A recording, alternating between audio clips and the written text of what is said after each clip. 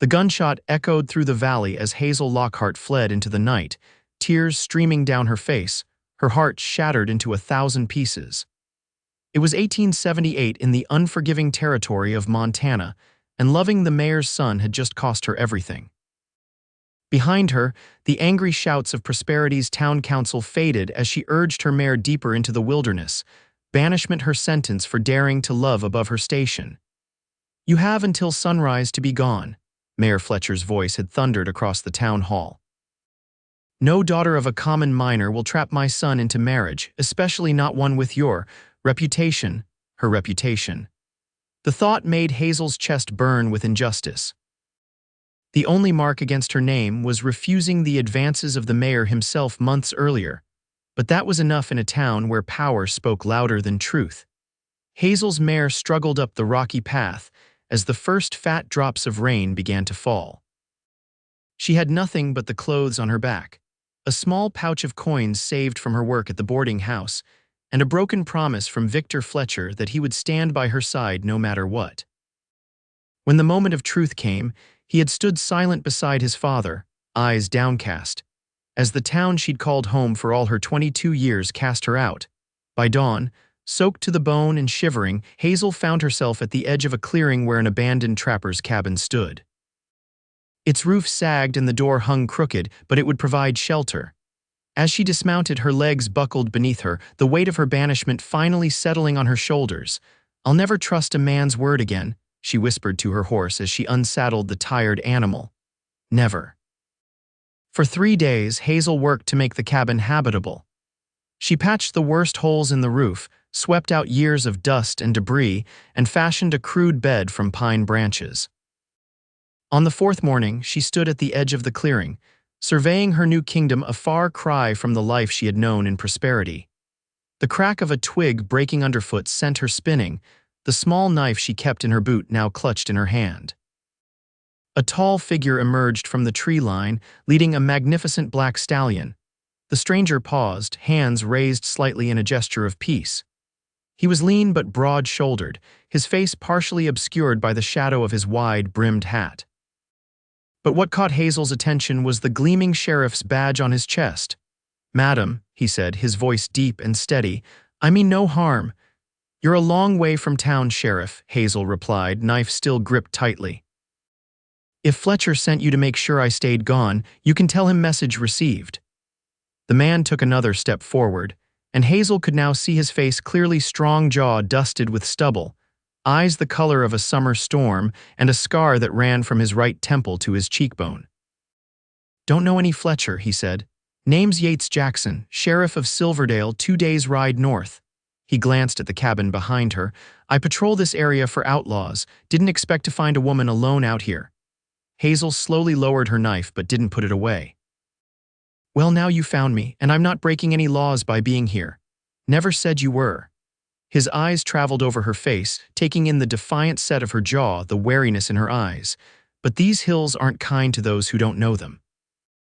There's all manner of danger, wild animals, bandits, the elements themselves. I'll take my chances with nature over the cruelty of people," Hazel replied bitterly. Sheriff Jackson studied her for a long moment. "You running from something, miss?" "Lockhart, Hazel Lockhart, and I'm not running." "I was pushed." She straightened her shoulders. "Banished, if you want the proper term. Banished." His eyebrows rose. "That's not a word I hear much these days. What could a woman like you have done to deserve banishment?" "Loved the wrong man." The words escaped before she could stop them, hanging in the air between them. Something flickered in Sheriff Jackson's eyes, understanding, perhaps, or recognition of a familiar pain. He removed his hat, revealing thick dark hair with a streak of silver at the temple. Despite his relatively young age, he couldn't be more than 30. "Well, Miss Lockhart," he said, "the right man's here now." Hazel's eyes narrowed. "Excuse me." The sheriff's weather-beaten face broke into a smile that transformed his serious countenance. "I meant the right man to help you get this place properly livable. Seems to me you could use a hand with that roof, at the very least." Despite herself, Hazel felt a smile tugging at the corners of her mouth. "And why would the Sheriff of Silverdale concern himself with my roof?" "Because no one should face the wilderness alone." And because my grandmother would haunt me from her grave if I rode away leaving a woman to fend for herself out here. He gestured to the cabin. I've got supplies on my horse. Let me help, and then I'll be on my way. Hazel hesitated, years of self-reliance warring with practical necessity. Finally, she nodded. I accept your help, Sheriff Jackson, but know this, I don't need saving. Noted, Miss Lockhart. He tied his horse beside her mare and began unpacking tools. And please call me Yates. As the day progressed, Hazel found herself watching the sheriff as he worked on the cabin's roof. There was an efficiency to his movements that spoke of a man accustomed to labor, despite his position of authority. When he removed his vest in the afternoon heat, she couldn't help but notice the way his shirt stretched across broad shoulders. You don't look like any sheriff I've ever seen, she commented as she handed him a cup of water. He accepted the drink gratefully. How so? Your hands are calloused like a working man's. Most lawmen I've known prefer to keep their hands clean and let others do the hard work. Yates chuckled. I was a rancher before I pinned on this badge, still am in a way, got a small spread outside Silverdale. My deputy watches things when I'm on patrol. Why become sheriff then? His expression darkened slightly. 3 years ago, a gang rode through and killed the previous sheriff, good man with a wife and children. Town needed someone and I'd had some experience tracking outlaws. He shrugged. Seemed like the right thing to do. By sunset, the roof was properly repaired, the chimney cleared, and the door rehung. As darkness fell, Hazel found herself reluctant to see the sheriff leave. It's getting late, she said, looking at the darkening sky. These woods aren't safe to travel at night, even for a sheriff. You could stay just until morning, she added hastily. If Yates was surprised by the offer, he didn't show it. He simply nodded. Much obliged. That night, as they sat by the fire Yates had built in the freshly cleaned fireplace, Hazel found herself telling him about prosperity, about her father's death in the mines when she was 15, about supporting herself at the boarding house, and finally, about Victor Fletcher and his promises. We were to be married in secret, she said, staring into the flames. He said once it was done, his father couldn't separate us, but when the mayor found out, Victor didn't say a word in my defense. Just stood there while his father branded me a fortune hunter and had me banished. Yates listened without interrupting, his face grave in the firelight. When she finished, he said quietly, some men don't deserve the love they're given. And some women don't learn to choose wisely, Hazel replied with a self-deprecating smile. We all make mistakes, Miss Lockhart. It's what we build from those ruins that matters. In the morning, Hazel expected Yates to saddle his horse and ride away. Instead, he spent the day showing her how to set snares for rabbits, where to find edible plants, and how to spot signs of predators near the cabin. Why are you doing all this? She asked as they walked back to the cabin, arms full of kindling. Call it professional concern, he replied, or maybe I just hate to see someone struggling when I have the means to help. When he finally did leave the following day, Hazel felt an unexpected emptiness as she watched him ride away. She told herself it was simply because she was alone again, not because there was anything special about Sheriff Yates Jackson. A week passed. Hazel settled into a routine, using the skills Yates had taught her to survive. She even managed to shoot a deer, the meat from which she carefully smoked and preserved. Each night, however, she found herself looking toward the trail from Silverdale, wondering if she might see a familiar figure approaching. On the 9th day after his departure, just as she'd convinced herself he had forgotten all about her, Yates returned. This time, his horse carried saddlebags bulging with supplies, flour, coffee, sugar, a proper axe, and even a book. I was passing by, he said by way of explanation, though they both knew Silverdale's sheriff had no reason to patrol this far from his jurisdiction a second time. Passing by with all this? Hazel couldn't keep the smile from her face as she examined the goods, thought you might need some civilized comforts. He handed her the book, a collection of poetry by Whitman. Everyone needs something to feed their mind as well as their body. That visit lasted 2 days, during which Yates helped Hazel build a proper garden plot and fence it against wildlife. They worked side by side, talking easily about everything and nothing, and in the evenings, he read aloud from the poetry book, his deep voice giving new life to the words. When he left this time, he promised to return in 2 weeks. If that's agreeable to you, he added, suddenly formal. "It is," Hazel said, surprising herself with how much she meant it. True to his word, Yates returned exactly 14 days later. This pattern continued through the summer and into early autumn, the sheriff appearing with supplies and staying for a few days before returning to his duties. With each visit, Hazel found herself looking forward more eagerly to his arrival and feeling his absence more keenly when he departed. During one visit in late September, as they sat on the porch watching the sunset paint the mountains gold, Yates suddenly said, "I've been thinking, Miss Lockhart." "After all these months, I think you can call me Hazel," she replied with a smile. "Hazel," he said, and something in the way he spoke her name made her heart quicken. "Winter in these parts is harsh. This cabin, for all our improvements, won't be enough when the heavy snows come." "What are you suggesting?" Yates turned to face her, his expression serious. "Come back with me to Silverdale. The town's growing, needs someone to run the boarding house. The owner's widow is looking to sell and move east to be with her daughter." Hazel stared at him, stunned by the offer. "You want me to come to Silverdale to live?" "It would be a fresh start.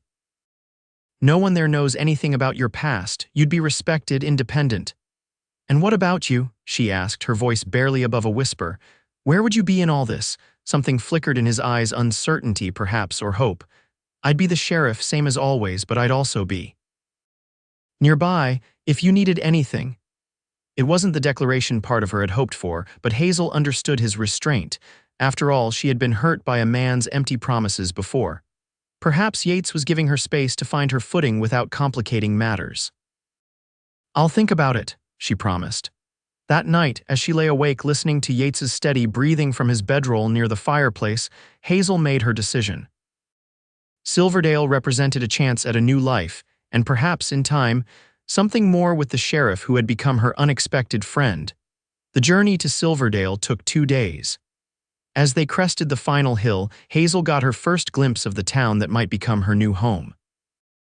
It was larger than Prosperity, nestled in a valley with a river running alongside it. Smoke curled from chimneys, and she could see people moving about the main street, going about their business. "What do you think?" Yates asked, watching her expression. "It's beautiful," she said honestly.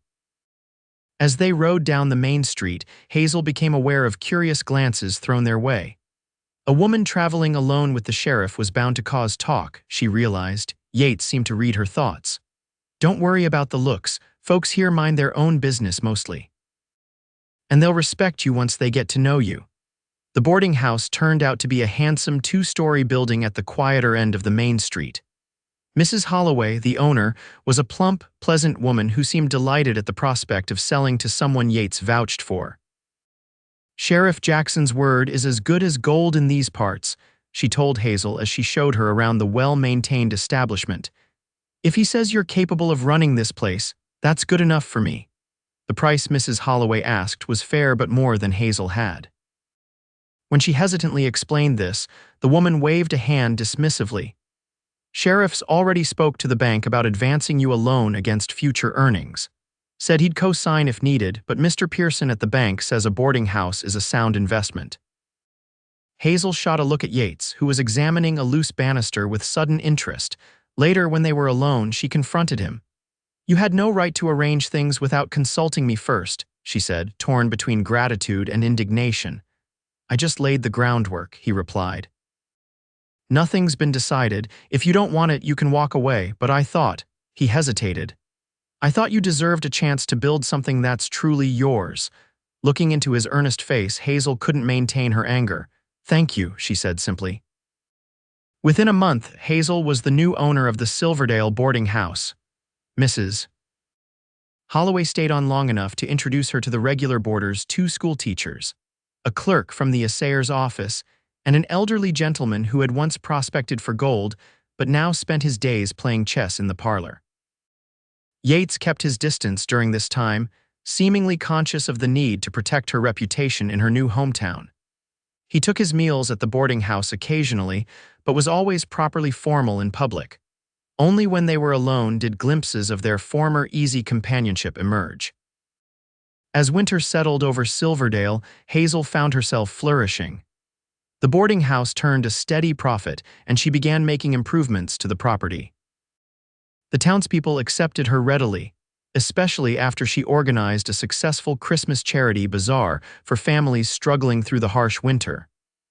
One evening in January, as a blizzard howled outside, Yates came in from his rounds, stomping snow from his boots in the entryway. The boarding house was quiet, the other residents having retired early due to the inclement weather.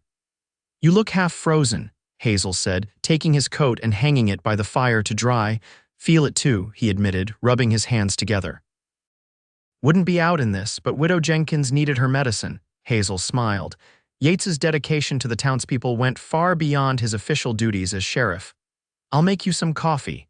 There's stew keeping warm, too." As they sat in the kitchen, the storm raging outside, Hazel was struck by how right it felt to have him there. In the month since she'd come to Silverdale, her feelings for Yates had only deepened, though she'd kept them carefully guarded. "I got a letter today," Yates said suddenly, setting down his coffee cup. "From the territorial governor." Hazel's heart skipped. What did it say? "They're organizing a new marshal service, want experienced lawmen to cover larger territories, offered me a position." The thought of Yates leaving Silverdale made Hazel's stomach clench. "That's quite an honor," she managed to say. "It would mean being away more, traveling between towns, tracking outlaws across the territory." He looked up, meeting her eyes. "I turned it down." "You did? Why?" The question escaped before she could stop it. Yates was silent for a long moment, staring into the fire. "I realized something when I got that letter. All my life I've been chasing after the next horizon, the next challenge. Even becoming sheriff was about moving forward, doing what needed doing." He turned back to her. "But for the first time I found someone that makes me want to stay put." Hazel's heart thundered in her chest. "Yates, I know you've been hurt," he continued, his voice low and intense. "Know you've got no reason to trust a man's word. But I'm not asking for promises, Hazel, just a chance to show you that not all men are like the one who betrayed you." "You've already shown me that," she whispered. "Every day since you found me in that cabin." He reached across the table and took her hand, his touch sending warmth through her that had nothing to do with the fire. "I care for you, Hazel Lockhart, more than I've ever cared for anyone, and if you'll allow it, I'd like to court you properly, no secrets, no hiding. Just an honest man and woman seeing if there might be a future for them together." Tears sprang to Hazel's eyes, not from sadness but from a joy so profound it overwhelmed her. "I think I'd like that very much, Sheriff Jackson." Spring brought new beginnings to Silverdale. The boarding house flourished under Hazel's management, and her courtship with Yates became the town's worst-kept secret, though they maintained propriety in public. He called on her every Sunday afternoon, and they attended church together, followed by walks along the riverbank where wildflowers bloomed in profusion. On one such Sunday in late May, Yates seemed unusually thoughtful as they strolled beside the water. "Something troubling you?" Hazel asked, squeezing his arm where her hand rested. "Not troubling exactly." He guided her to a fallen log overlooking a bend in the river where the water pooled deep and clear. "I received word from Prosperity yesterday." The name of her former home sent a chill through Hazel despite the warm day. "What about it?" "Mayor Fletcher is dead. Stroke took him sudden like 2 weeks ago." Yates watched her carefully as he delivered this news. Hazel was surprised to find she felt nothing, no satisfaction, no grief, not even anger anymore. "I'm sorry for his family," she said simply. "There's more. His son Victor, I believe you called him, has been asking about you. Word got back to him somehow that you're in Silverdale." Now Hazel did feel something, a flutter of anxiety. What did he want? "According to my source, he's expressing regret, claims he wants to make amends." Yates's voice was neutral, but Hazel could see tension in the set of his jaw. "After all this time?" "After standing by while I was driven out like a criminal." She shook her head in disbelief. "Why now? His father isn't standing between you anymore," Yates said quietly, and perhaps seeing his father's life end so suddenly made him reconsider his own choices. Hazel studied Yates's face. "You're telling me this because you think I should know, not because you want me to see him." A small smile touched his lips. "I'm telling you because you deserve the truth always. What you do with it is your decision. And if I wanted to see him, to hear what he has to say." Something flickered in Yates's eyes, a flash of pain quickly masked. "Then I would escort you to Prosperity myself to ensure your safety, and I would wait for you no matter what you decided." Hazel reached out and touched his cheek, moved by his selflessness. "Yates Jackson, you are the finest man I have ever known. Does that mean you'll see him?" The question was asked evenly, though she could sense the effort it cost him. "No," she said firmly, "the past is dead to me." Whatever Victor Fletcher might say now, he had his chance to speak when it mattered. "My life, my heart is here now, with you." Relief washed over Yates's features, followed by something deeper, a look of such tenderness that it stole Hazel's breath. "In that case," he said, reaching into his vest pocket, "I have something to ask you." He withdrew a small velvet pouch and poured its contents into his palm, a ring of delicately wrought gold with a small but perfect sapphire that caught the afternoon sunlight. "It was my grandmother's," he said, his voice suddenly rough with emotion. "She always said it should go to the woman who captured my heart completely." Hazel's eyes filled with tears as Yates slid from the log to one knee before her.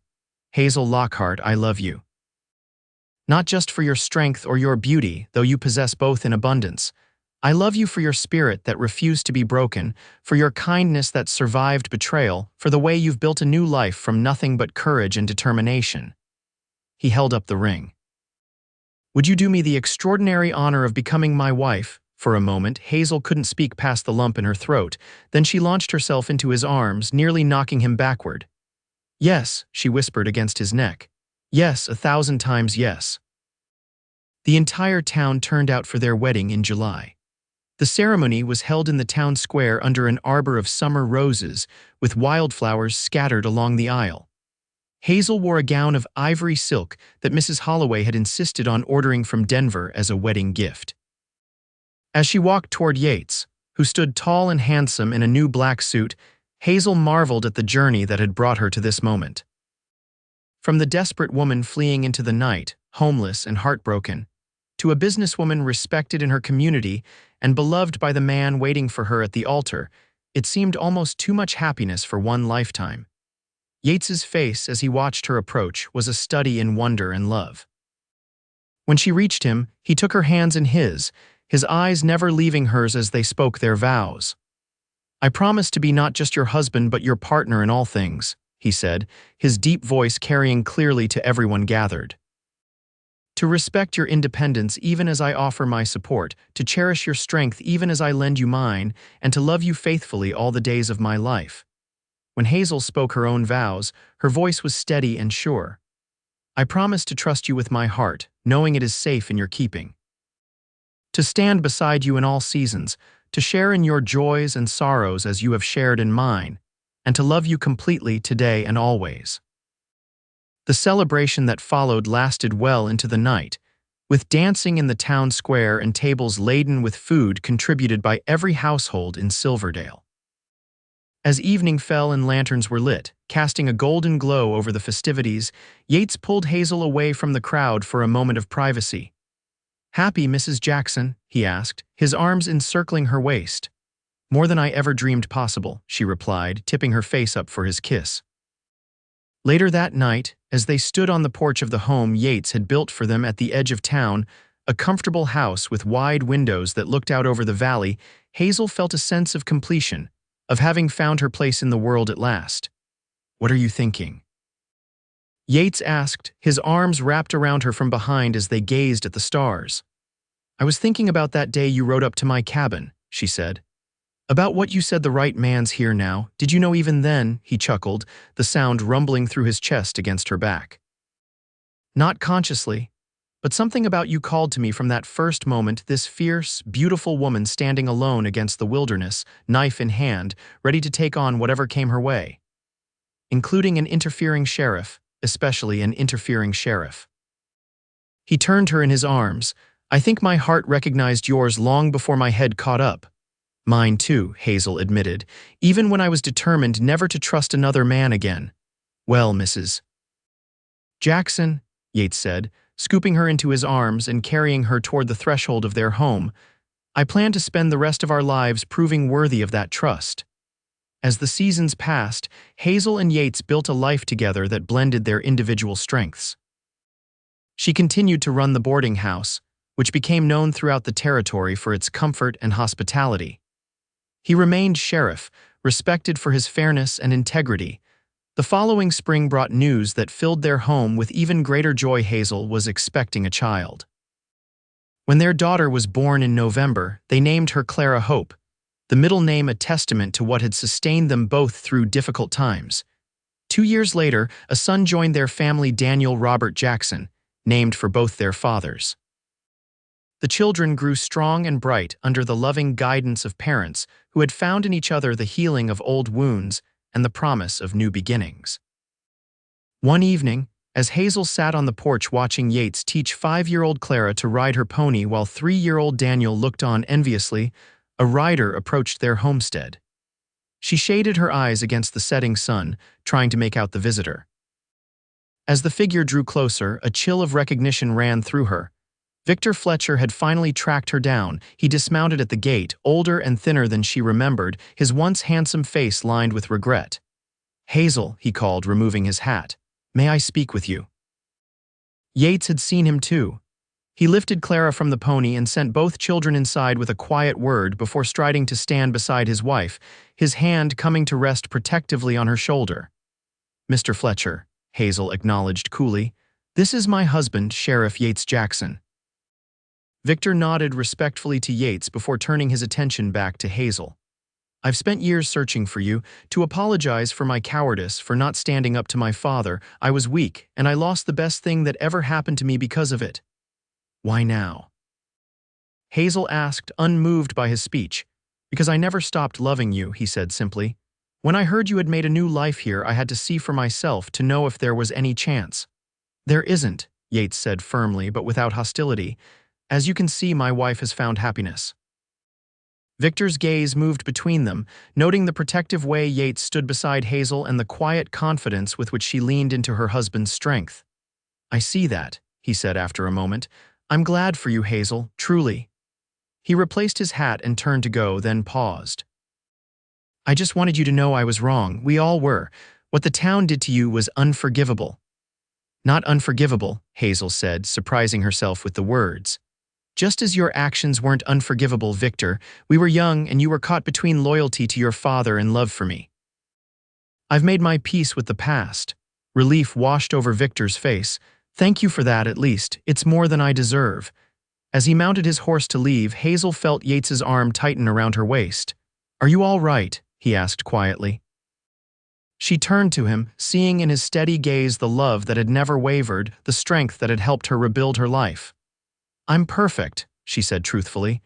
"Everything I need is right here." That night, after the children were asleep, Hazel and Yates sat on their porch swing, wrapped in a quilt against the autumn chill. "Did seeing him stir old feelings?" Yates asked, his tone carefully casual. Hazel took his hand, lacing her fingers through his.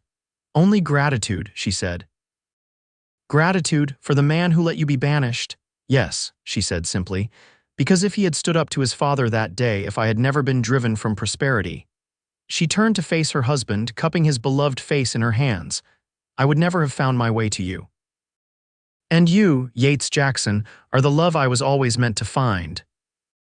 Under the vast Montana sky, surrounded by the life they had built together, Hazel knew with absolute certainty that being banished for loving the wrong man had led her directly to the right one, the sheriff who had ridden into her life when she needed him most and never left her side since. As the years passed, Silverdale grew from a frontier town into a thriving community. Hazel's boarding house expanded to include a restaurant that became famous for its pies. Yates eventually handed over his sheriff's badge to a younger man and focused on the ranch he had long dreamed of building. Their children grew tall and strong, with Clara inheriting her mother's determination and Daniel his father's sense of justice. On their 20th wedding anniversary, as they danced under the stars in the same town square where they had exchanged their vows, Yates pulled Hazel close and whispered, "Any regrets, Mrs. Jackson, about the path that brought you here?" Hazel smiled up at the man who had taught her to trust again, who had shown her that true love wasn't about grand gestures or empty promises, but about standing steady through all of life's storms. "Not a single one," she replied, and knew it to be the truest words she had ever spoken.